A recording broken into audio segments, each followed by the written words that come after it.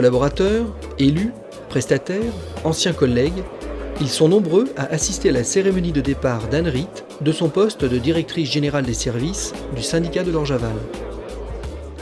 Il me revient, en ma qualité de président du syndicat, de vous dire, en mon nom personnel, mais aussi au nom de tous ceux qui vous entourent ce soir au moment où vous allez quitter le syndicat, notre estime et notre reconnaissance pour l'action que vous avez menée ici.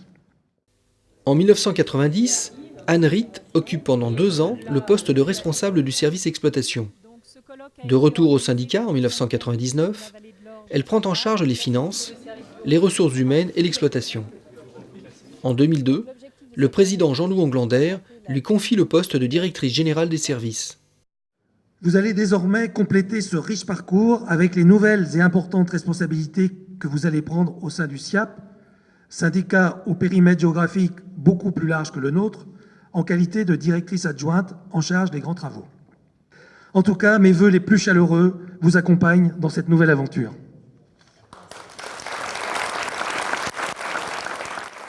J'ai eu le bonheur de trouver un travail que j'aime. Et qu'est-ce que c'est qu'un travail que l'on aime? C'est le résultat de la conjonction heureuse d'un sujet ou d'un objet passionnant, l'orge pour le syndicat, et des femmes et des hommes qui se sont passionnés pour elle.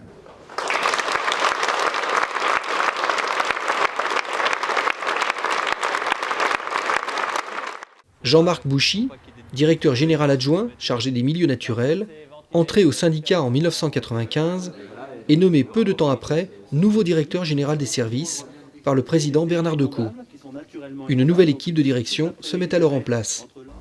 Il se trouve qu'en 2009, il y a eu plusieurs changements concomitants et toute l'équipe de direction a été renouvelée. Donc nous avons aujourd'hui un directeur général adjoint des ressources, M. Bernard, Franck Bernard. Nous avons une nouvelle directrice générale adjointe à l'assainissement, Mme Régnier. Et nous avons un nouveau directeur général adjoint au milieu naturel, M. Valois. La rivière est soumise à des pollutions par les eaux pluviales, par les eaux usées, notamment les mauvais branchements d'assainissement.